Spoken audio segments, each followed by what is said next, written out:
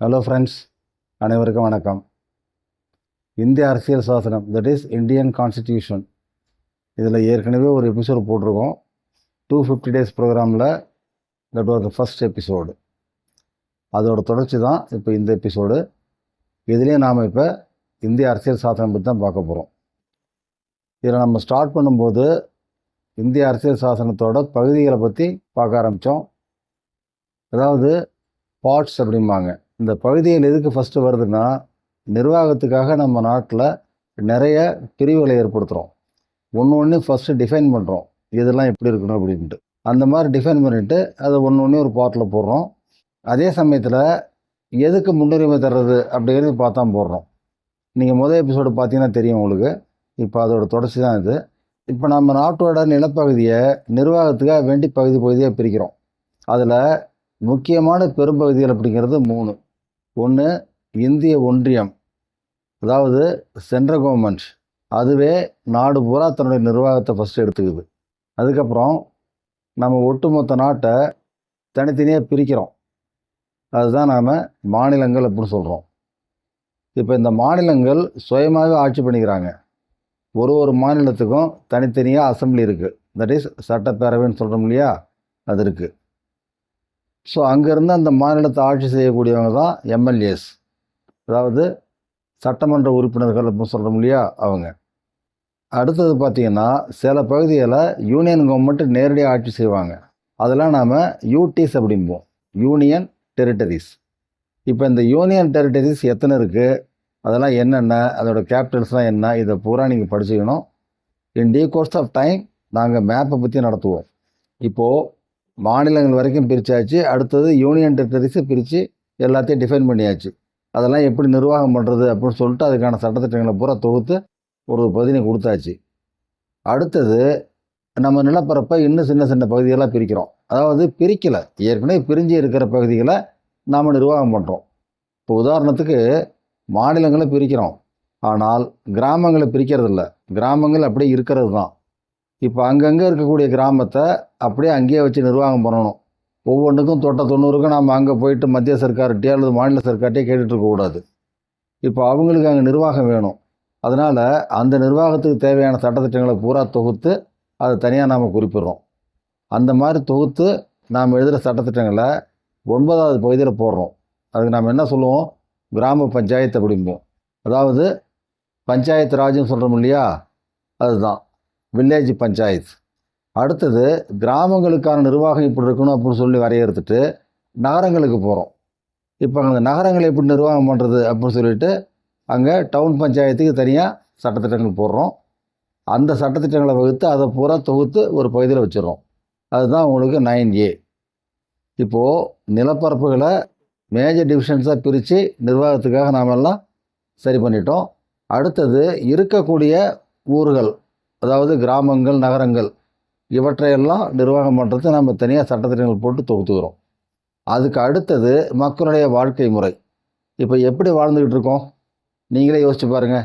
ஒரு தனி மனிதன் குடும்பமாக முடியுமா, அல்லது ஒரு சமுதாயமாக முடியுமா, அல்லது ஒரு நாடாக முடியுமா? That is not possible. So நாம் எல்லாம் ஒன்று சேர்ந்து வாழ்ந்தால் தான் சமுதாயம். அங்கே தான் ஒரு ஊர், ஒரு நாடு, கடைசியில் ஒட்டு மொத்தமாக இந்த உலகம். அதை விட்டுட்டு ஒரு மனுஷன் தனியாக தானத்துக்காகும் ஒரு சமுதாயத்தை உருவாக்க முடியாது இல்லைங்களா? அதுதான் இங்கே நடக்குது. ஸோ அடுத்து நாம் கொடுக்குற முக்கியத்துவம் என்னென்னா, நமக்குள்ளே அங்கங்கே கூட்டுறவு முறைகள் வேணும். அந்த கூட்டுறவு முறைகளுக்கு நாம் நிறைய சட்டத்திட்டங்களை வகுக்கிறோம். அதுக்கு அடுத்த பகுதியில் போடுறோம், தட் இஸ் பார்ட் 9B. ஆக பார்ட் 9 அப்படிங்கிறது கிராமத்தோட நிர்வாகம் சம்மந்தப்பட்டது. பார்ட் 9A அப்படிங்கிறது நகரங்களுடைய நிர்வாகம் சம்மந்தப்பட்டது. அடுத்தது பார்ட் 9B அப்படிங்கிறது கூட்டுறவு அமைப்புகள், that is the cooperative societies, அந்த சொசைட்டிஸோட நிர்வாகம் சம்மந்தப்பட்டது. ஸோ இதை 3 ஞாபகம் வச்சுக்கிங்க. இதில் என்னென்னு கேட்டிங்கன்னா, இந்த 3 பார்ட்டுக்குமே ஒரே ஒரு நியூமரலில் தான் உங்களுக்கு ஆர்டிக்கிள் வரும், தட் இஸ் 243. இப்போ இந்த 243க்குள்ளே தான் உங்களுக்கு வரிசையாக பிரிச்சுக்கிட்டே போகும். உதாரணத்துக்கு பார்ட் 9 அப்படின்னு எடுக்கிறப்ப that is village panchayat or grama panchayat. அந்த பார்ட் 9ல் இருக்கக்கூடிய ஆர்டிகல்ஸ் என்னென்ன அப்படின்னா 243 ஆரம்பித்து 243O வரைக்கும் போகும்.